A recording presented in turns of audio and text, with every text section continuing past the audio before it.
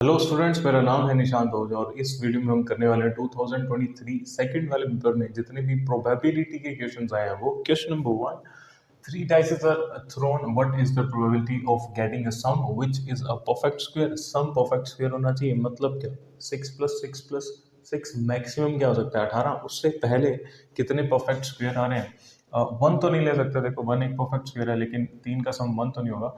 इसके बाद बात करेंगे, या फोर होगा, फोर हो सकता है, थ्री का नाइन हो सकता है, या 16 हो सकता है। चार, नौ या 16 ही आने वाले हैं। अब चार देखो कैसे आ रहा है। फोर की बात करेंगे, फोर कैसे कैसे आ सकता है, तीनों डाइसेस में क्या क्या हो सकता है। One, one, two, two, two to the four, two plus two four.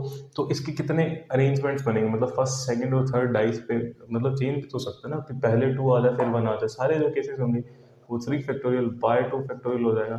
ये परमुटेशन है, मतलब अगर हम सेम नंबर्स की बात करते हैं उसके फैक्टोरियल से हम डिवाइड कर देते हैं। तो सम चार आने के कितने केसेस हैं, तीन। अब बात करते हैं नो आने के केसेस कितने। ध्यान से केसेस नहीं, कुछ स्किप नहीं करना है, स्किप हो जाएगा तो फिर गड़बड़ हो जाएगी। वन, वन से स्टार्ट करते हैं। वन, वन, टू, टू और सेवन नाइन होता है ना, देखो ये नहीं बनेगा, तो हम वन टू से स्टार्ट करेंगे। वन टू थ्री, थ्री और सिक्स नाइन। नेक्स्ट बना दें, वन थ्री के साथ बना दें चार, तो ये पाँच नौ हो जाएगा। इसके बाद वन फोर, पाँच और चार नौ हो जाएगा। वन वन वाले केसेस आ गए। टू के बाद चलते हैं, टू के बाद वन नहीं लेंगे, टू वन के साथ ये वाला केस बनेगा। टू टू ले लेते हैं, फोर, फोर और फाइव नाइन हो जाएगा। इसके बाद बात करते हैं टू थ्री, दो तीन पाँच, पाँच और चार नौ हो जाएगा। फिर टू फोर, टू फोर लेंगे तो थ्री आ जाएगा, वो नहीं लेंगे। टू फाइव, टू फाइव लेंगे तो ये वाला केस फिर से रिपीट हो जाएगा। तो टू वाले इतने ही बनेंगे। अब बात करते हैं थ्री की। थ्री के साथ कम नहीं करने वाले। थ्री, थ्री थ्री सिक्स और थ्री नाइन, एक केस ये बनेगा। थ्री फोर, सात और दो नौ, ये वाला बन चुका है। थ्री फाइव पे आते हैं, थ्री फाइव के साथ भी बन चुका है। थ्री सिक्स, थ्री सिक्स के साथ नहीं बना। सिक्स, थ्री नाइन और ये जीरो, ये भी नहीं बन सकता। तो नाइन वाले इतने केसेस हैं।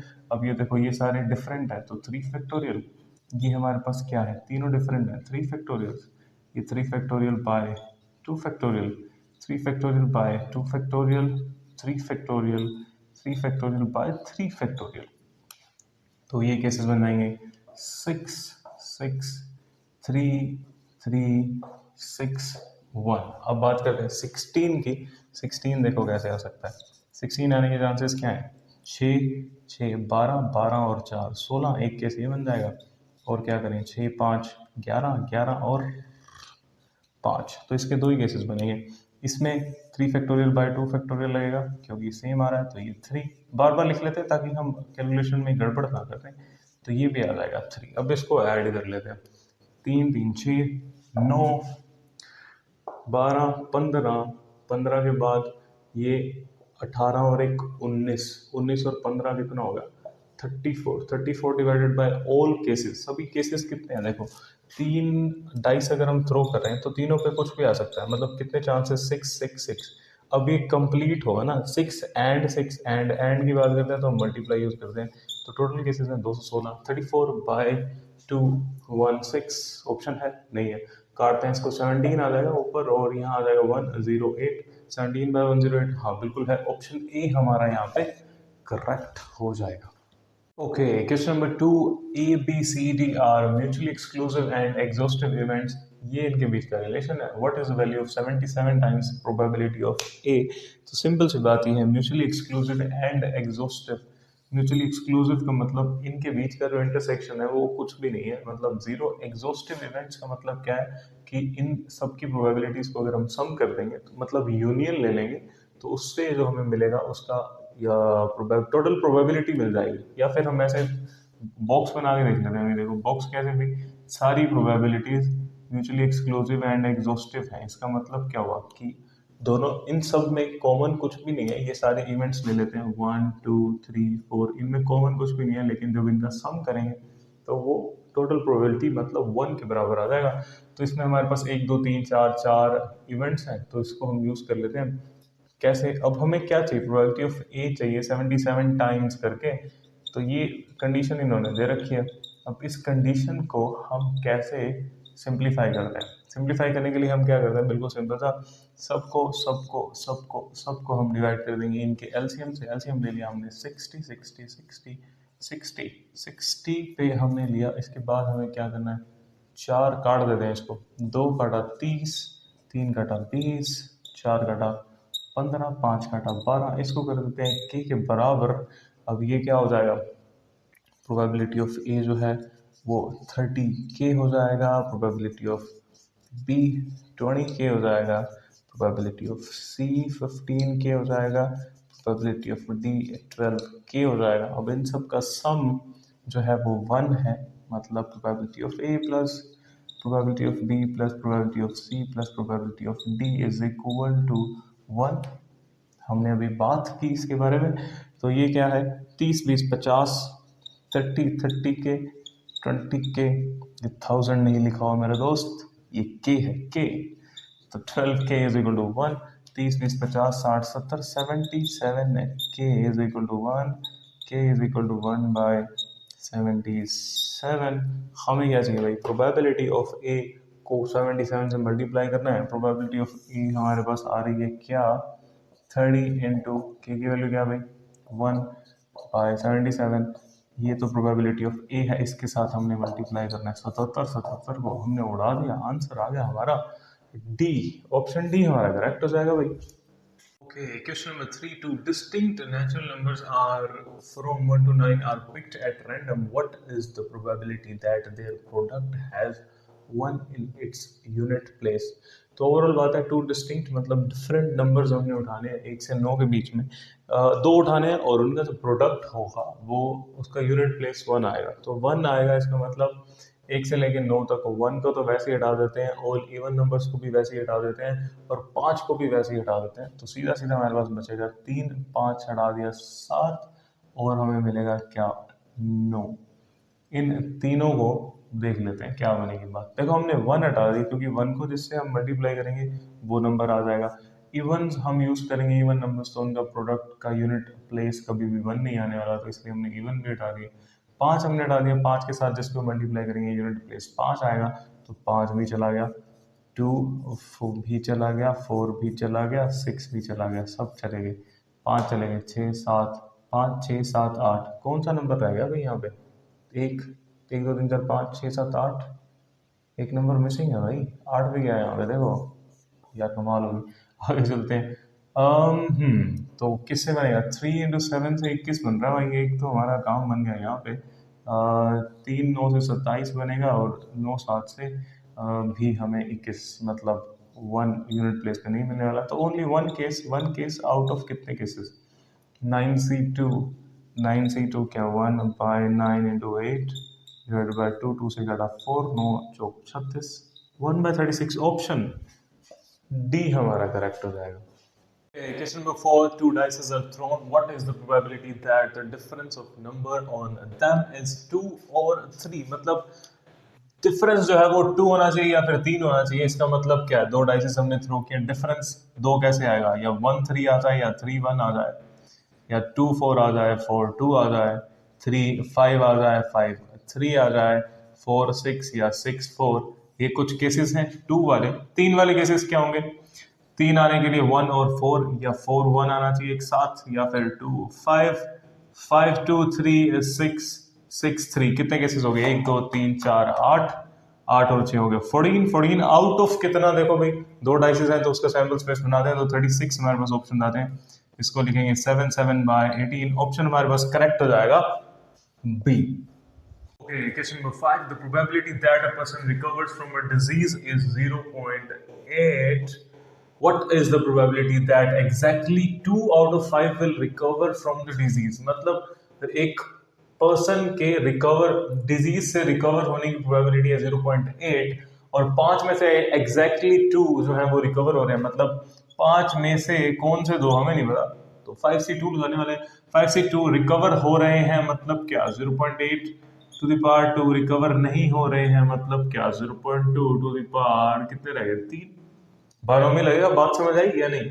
मतलब 5 में से कौन से दो हमें नहीं पता, कौन से वाले दो, अब रिकवर होने की प्रोबेबिलिटी क्या है 0.8, या फिर मैं इसको ऐसे भी तो लिख सकता हूँ 8/10 4/5, और अगर Q की बात करेंगे तो 1 माइनस पी होता है 1 माइनस 4/5, दैट इम्प्लाइज 1/5। तो पी क्यू आ चुका है हमारे पास, रिकवर हो रहा है 5C2, रिकवर हो रहा है P की पावर 2, Q की power 3, 5C2 4/5 to the power कितना भाई 2, 1/5 टू द पावर कितना भाई 3। तो 5C2 कितना होता है 5 इंटू 4/2 इंटू 1, इसको काटेंगे 2, 4 square divided by 5 square into 5 cube. अब देखो जो ऑप्शंस है उसमें क्या है पॉइंट लगा हुआ है, तो ओवरऑल बात ये कि हमें क्या करना है कि ऐसा कुछ बनाने के नीचे जीरो आ जाए और हमारा काम हो जाए आसान। पहले इस 5 से इस 5 को काट देते हैं। अब हमारे पास आ गया 2 into 4 square divided by 5 to the power 4, नीचे जीरोस बना लेते हैं। 2 की पावर 4 से मल्टीप्लाई, 2 की पावर 4 से डिवाइड, मतलब नीचे बन गया 10,000। और अब ऊपर वाले को देख लेते हैं, ये हो गया 16, 16 गुना 32, 32 इंटू 2 की पावर कितना होता है ये 16 होता है। ये ओवरऑल कितना लिखा हुआ है 2 की पावर 16, 256, 512 डिवाइडेड बाय 10,000, 0.0512। तो ये वाली बात हो गई सही, तो ऑप्शन डी हमारा हो जाएगा correct. Okay, question number 6. Suppose that there is a chance of newly constructed building to collapse. अच्छा भाई नई बिल्डिंग बनाओ और उसके गिरने के कितने चांसेस है उसकी बात कर रहे हैं। Whether the design is faulty हो or not। अच्छा भाई डिजाइन फॉल्टी हो सकता है, या ऐसे ही गंदा सा डिजाइन बना दिया हो, उससे भी तो हो सकता है कि बिल्डिंग गिर गई हो, या फिर डिजाइन की वजह से नहीं, या मटेरियल की वजह से वो गिर गई हो। तो इसमें सिर्फ और सिर्फ इतनी सी बात किया कि या तो डिजाइन फॉल्टी है या नहीं है, और नई बिल्डिंग अगर कोलैप्स हो जाती है तो उसकी बात कर रहे हैं। The chance that the design is faulty. अच्छा डिजाइन फॉल्टी है मान लेते हैं, फॉल्टी डिजाइन कितने परसेंट चांसेस हैं भाई 10%, और नॉट फॉल्टी डिजाइन के चांसेस हैं 90%। The chance that the building collapse is 95% if the design is faulty। Design faulty होने के बाद कितने परसेंट चांसेस हैं 95% चांसेस हैं कि भाई बिल्डिंग तो गिरने वाली। अरे भाई डिजाइन ही खराब होगा तो गिरेगी, उसके चांसेस है 95%, और अदरवाइज इट इज 45%। अगर वो फॉल्टी डिजाइन जो है वो फॉल्टी नहीं है फिर भी उसके गिरने के चांसेस हैं 45%। मतलब कि डिजाइन सही होने के बाद भी हो सकता है कि 45% चांसेस है कि वो गिर सकती है। If it is seen that the building has collapsed, what is the probability that it is due to the faulty design. मतलब अब बिल्डिंग तो गिर गई, उसके बाद what is the probability that due to a faulty design, faulty design की वजह से वो बिल्डिंग गिरी है, हमें ये बताना है। तो इसमें हम लगाएंगे बेस थ्योरम। बेस थ्योरम कैसे लगेगी देखो, वैसे हम सीन सिंपल सोच लेते हैं, फिर हम लगाएंगे बेस थ्योरम। अब फॉल्टी डिजाइन है, उसके चांसेस है 10%, और उसकी वजह से बिल्डिंग गिर गई है वो है 95%। फॉल्टी डिजाइन है एंड फिर वो बिल्डिंग कोलैप्स हो गया, उसके चांसेस है 95%। हमें क्या चाहिए था, what is the probability that it is due to faulty design. मतलब कोलैप्स हो चुकी है, अब होने हो कैसे सकती है। सबसे पहली बात ये टोटल प्रोबेबिलिटी, मतलब कि बिल्डिंग कोलैप्स हो गई या फिर फॉल्टी डिजाइन की वजह से भी होगी या फिर नॉन फॉल्टी डिजाइन की वजह से होगी। तो टोटल क्या है, इससे भी हो सकती है इससे भी हो सकती है। और बात समझ आई कि भाई या ये हो सकता है या ये हो सकता है, और जब बात है तो हम प्लस लगा देंगे। अब इसमें देखो क्या है 10% चांसेस है कि ये फॉल्टी डिजाइन है, और उसके बाद 95% चांसेस है कि वो बिल्डिंग कोलैप्स हो गई है। तो 10% एंड 90%, या फिर हम बात करेंगे क्या 90%, 90 नहीं 95% आएगा भाई, 95 है यहाँ पे।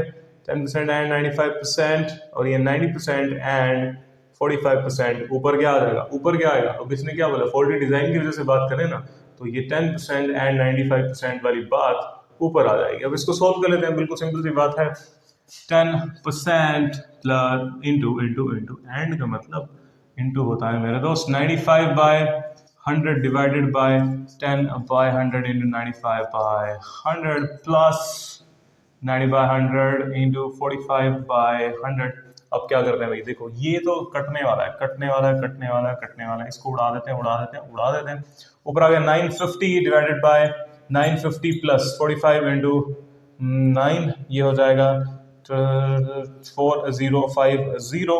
तो अब इसको देख लेते हैं क्या बन गया, 950 डिवाइडेड बाय 5000, सही बात है कि नहीं? 950 बाय 5000, इसको पहले काटते हैं। 5000 इंटू 2, 19 18। इसका ऐसे करते हैं, इंटू टू कर देते हैं, नीचे आ जाएगा 1000, ऊपर कर देंगे तो क्या हो जाएगा 190।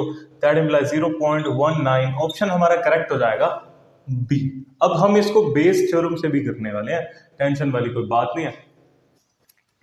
ओके, अब करते हैं देखो बेस थ्योरम से। बेस थ्योरम क्या कहता है भाई? देखो सिंपल सी बात है, दो चांसेस सबसे पहले, या तो डिजाइन फॉल्टी है या नहीं है। Event E1 if design is faulty, ये हमारी 12th की जब हम करते हैं ना बेस थ्योरम, उसमें ये सारी चीजें हम यूज करते हैं। E2 क्या है? डिजाइन इज नॉन फॉल्टी, ठीक है। उसके बाद इसने बोला कि डिजाइन फॉल्टी है और जो है बिल्डिंग कोलैप्स हो गई। मतलब क्या? Design faulty, probability of faulty design and building has collapsed. A ले लेते हैं इवेंट जिसमें बिल्डिंग कोलैप्स्ड हो रही है, बिल्डिंग कोलैप्स्ड, ठीक है भाई। अब ये चीज हो चुकी है, मतलब क्या हो चुकी है? फॉल्टी डिजाइन आ चुका है और बिल्डिंग कोलैप्स होगी। उसके चांसेस क्या है? 0.95। 95% को हम क्या लिख सकते हैं? 0.95। ऐसे ही हम क्या कह सकते हैं भाई? फॉल्टी डिजाइन नहीं है, डिजाइन ठीक है, फिर भी बिल्डिंग कोलैप्स होगी। इसके चांसेस कितने हैं? 0.45। 0.45 मतलब 45% की बात करें। अब E1 क्या है भाई? Probability of E1 faulty design आने के चांसेस क्या है? 0.1। 10% को 0.1 लिख सकते हैं। और E2 क्या है भाई? 0.9। इसको E2 को 0.9 लिख देते हैं। अब ओवरऑल क्या है कि भाई बिल्डिंग कोलैप्स हो चुकी है, बिल्डिंग कोलैप्स्ड हो चुकी है। हमें बताना है what is the probability that, कि वो फॉल्टी डिजाइन की वजह से गिरी है। तो फॉल्टी डिजाइन को हमने क्या लिया? देखो भाई E1 लिया, अब ये हमें चाहिए। अब क्या होगा भाई? या तो फॉल्टी डिजाइन हमने चूज किया, फॉल्टी डिजाइन है और फिर बिल्डिंग जो है वो कोलैप्स्ड हुई है अपॉन फॉल्टी डिजाइन है और बिल्डिंग कोलैप्स्ड हुई है। या फिर हम बात करेंगे नॉन फॉल्टी डिजाइन की वजह से बिल्डिंग कोलैप्स्ड हुई है। तो ये सारी बातें लिखने के बाद हम करते हैं क्या? वैल्यू पुट कर लेते हैं। इसके बाद E1 is 0.1 into probability of A by E1 is 0.95 divided by 0.1 into 0.95 plus 0.9 into 0.9, ठीक है, बिल्कुल सही बात है। अब इसको कर लेते हैं 0.45, सॉरी यहाँ पे आएगा 45, 0.45 45% वाला। अब इसको सोल्व कर लेते हैं। सेम सोल्व करने पे क्या होगा? ऊपर 95 0.095 हो गया, ये हो जाएगा 0.095 0.405। इसको कर देंगे तो क्या हो जाएगा? कहाँ पे लिखेंगे? यहाँ पे कर देते हैं 0.095 डिवाइडेड बाय, इसको कर देंगे 0.500। दैट इम्प्लाइज 95, यहाँ पे पॉइंट पे तो आ रहा भाई, 95 बाय 500। इसको कर देते हैं 2 से मल्टीप्लाई, 2 से डिवाइड, 19 बाय मतलब 190 बाय 1000। That implies 0.19। ऑप्शन हमारा करेक्ट हो जाएगा भाई। कौन से वाला भाई? बिल्कुल सही बात है यार। Okay, question number 7. A fair coin is tossed 6 times. What is the probability of getting a result in the 6th toss which is different from those obtained in the first 5 toss? इसका मतलब एक coin को हमने toss किया कितनी बार? 6 बार हमने toss किया। 6th वाले जो टॉस किया ना वो डिफरेंट आना चाहिए पहले 5 से। अब पहले 5 पे जो चीज आएगी या तो हेड आ सकता है या टेल आ सकता है। उसने बोला कि 6th वाले पे ना वो डिफरेंट होना चाहिए।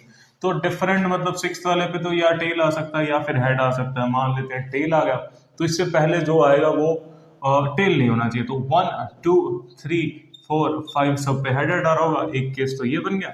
सेकंड केस क्या होगा? टी टी 3 4 5, एक केस ये बन गया। 2 ही केसेस हमारे फेवरेबल है आउट ऑफ कितने भाई? आउट ऑफ कितने? 6 है ना। 6 कॉइन्स हमने टॉस किया है, तो 6 या तो इसको हम ऐसे समझ लेते हैं। टोटल बनाने के लिए हम क्या करते हैं? 1 2 3 4 5 और 1 6। यहाँ पे हेड और टेल कितने ऑप्शंस? 2। यहाँ पे कितने ऑप्शंस? 2। यहाँ पे 2, यहाँ पे 2, यहाँ पे 2, यहाँ पे 2। इसको कर देते हैं मल्टीप्लाई, क्योंकि कंप्लीट कब होगा? जब ये first and second and third मतलब एंड आ गया, एंड मतलब मल्टीप्लाई। तो टोटल केसेस हमारे पास बनेंगे 2 to the power 6 और फेवरेबल हमारे कितने? 2 2 और 2 to the power 6, 2 to the power 6 तो भाई देखो क्या होता है, कितना होता है 2 टू द पावर 6, 64 होता है। इसको काट देते हैं 1/32। ऑप्शन हमारा करेक्ट हो जाएगा सी। Okay, question number 8. In a class, there are n students, including the students P and Q. Total मतलब n students. And what is the probability that P and Q sit together if seats are assigned randomly? तो ये भाई permutation and combination का सवाल है, उसमें favourable हमने निकाले, टोटल हमने निकाले, डिवाइड कर देंगे। अब इसने बोला n सीट्स हैं, n बच्चे हैं, उनको अरेंज करने का तरीका क्या? भाई n बच्चे तो डिफरेंट ही होता है ना, डिफरेंट होता है तो इसका मतलब क्या? n फैक्टोरियल टोटल अरेंजमेंट्स जो होंगी वो n फैक्टोरियल होंगी। अब फेवरेबल इसने क्या बोला? P एंड Q जो है वो एक साथ होने चाहिए। अब P और Q को तो एक साथ कर देते हैं, बाकी कितने स्टूडेंट्स बच गए? और n-2 बच गया ना भाई।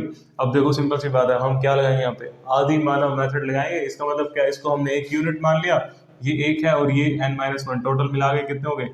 n-1, n-2 और 1, n-1 फैक्टोरियल। ये आपस में जब अरेंज होंगे तो वो n-1 फैक्टोरियल से अरेंज होंगे। अब ये दोनों अपनी पोजीशन भी तो चेंज कर सकते हैं, इंटू 2 फैक्टोरियल। ये हमारे फेवरेबल केसेस हो जाएंगे और ये है टोटल। अब इसको डिवाइड कर देते हैं, कैसे? n-1 factorial into 2 factorial divided by n factorial. अब n फैक्टोरियल को तो हम n इंटू n-1 फैक्टोरियल लिख सकते हैं और ये है n-1 फैक्टोरियल इंटू 2 फैक्टोरियल, तो 2 ही होता है, ये कट गया। 2/n हमारे पास 2/n आ गया आंसर भाई, हैवी 2/n। ठीक है, ऑप्शन बी हमारा करेक्ट हो गया यार। Question number 9, in a binomial distribution b and b मतलब नंबर ऑफ टाइम्स हमने एक्सपेरिमेंट परफॉर्म किया वो है 6। प्रोबेबिलिटी हमारा जो फेवरेबल केस आ रहा है उसकी जो प्रोबेबिलिटी है वो p है। अब ये कंडीशन इन्होंने दे दी 9 times probability at x is equal to 4 is equal to probability at x is equal to 2। What is p equals to p की वैल्यू निकालनी है। सिंपल सी बात है, बायनॉमियल है तो इसका मतलब क्या है? 9 times probability at x is equal to 4। मतलब फॉर्मूला क्या होता है? देखो NCR p की पावर r q की पावर n माइनस r, ये होता है बायनॉमियल डिस्ट्रीब्यूशन का फॉर्मूला।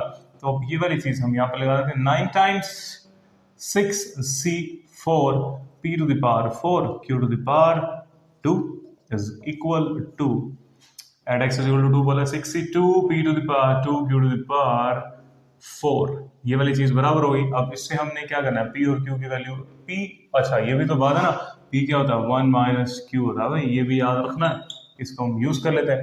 6c4 और 6c2 तो भाई बराबर होता है, कैसे? देखो 6c4 हम निकालेंगे 6 इंटू 5 बाय, या फिर हम इसको ऐसे लिख लेते हैं, बिल्कुल सिंपल सी बात। 6c4 को हम क्या लिखेंगे? 6 factorial by 4 factorial and 2 factorial, और 6c2 को क्या लिखेंगे? 6 factorial by 2 factorial into 4 factorial. ये दोनों बातें सेम ही है भाई, आगे पीछे लिखा हुआ है, कोई दिक्कत वाली बात ही नहीं है। सीधा हमने काट दिया इसको। 9 times probability of p to the power 4 q square is equal to p square q to the power 4। ऐसे करते हैं, p स्क्वायर q स्क्वायर यहाँ से कॉमन ले लेते हैं, 9 times p square is equal to p square q square, यहाँ से कॉमन ले लेते हैं q स्क्वायर। अब इसको हम काट देते हैं क्योंकि दोनों क्या हैं? फिक्स वैल्यूज हैं, कॉन्स्टेंट्स हैं, दोनों कट जाएंगे। अब ये किसको हम लिख सकते हैं? 3p square is equal to q square, 3p is equal to q।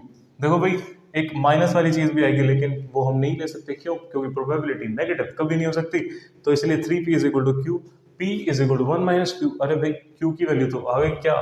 1 minus p भी q है और 3p भी q है, तो 1 is equal to 4p, p is equal to 1 by 4। Option correct, A वाला ऑप्शन हमारा करेक्ट हो जाएगा।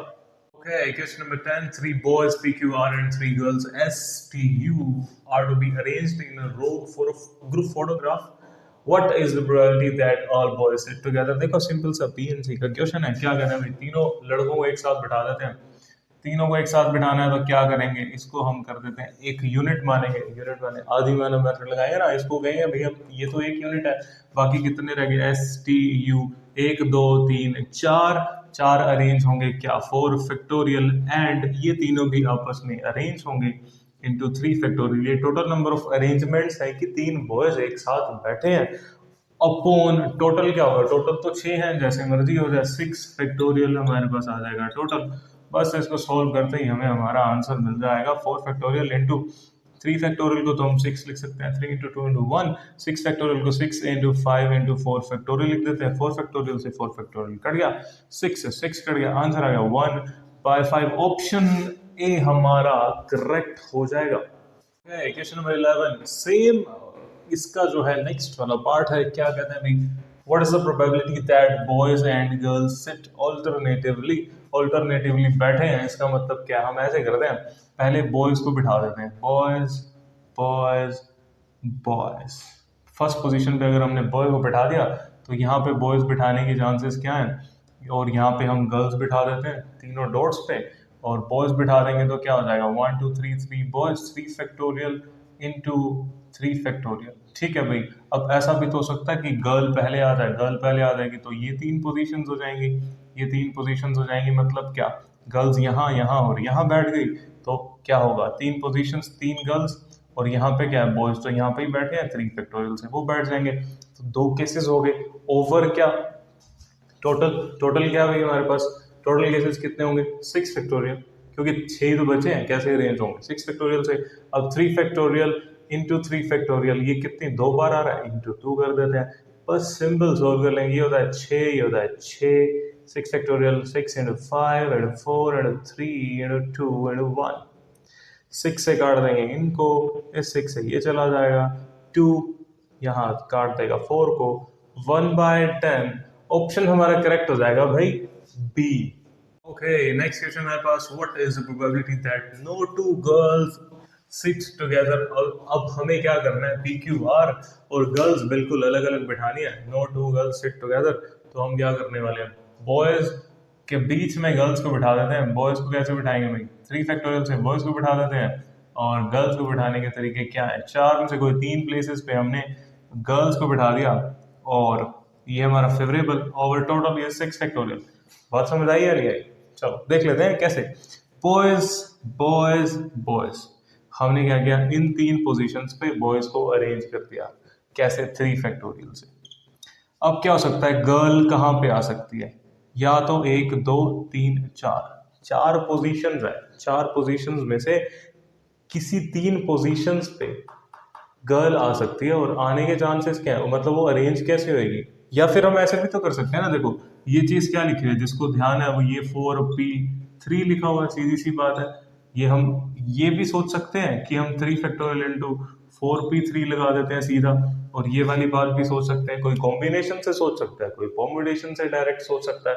ओवरऑल क्या होगा, बात तो सेम ही आ जाएगी, डिवाइडेड बाय 6 फैक्टोरियल। अब सोल्व कर लेते हैं इसको, ये लिखा हुआ है 3 factorial into 4 factorial divided by 6 factorial, 3 factorial into 4 factorial divided by 6 into 5 into 4 factorial, ये कट गया, इसके साथ 3 फैक्टोरियल को तो यार 6 लिख सकते हैं, 3 इंटू 2 इंटू 1, और ये क्या हो जाएगा 6, 6 से 6 कट जाएगा पूरा 1/5।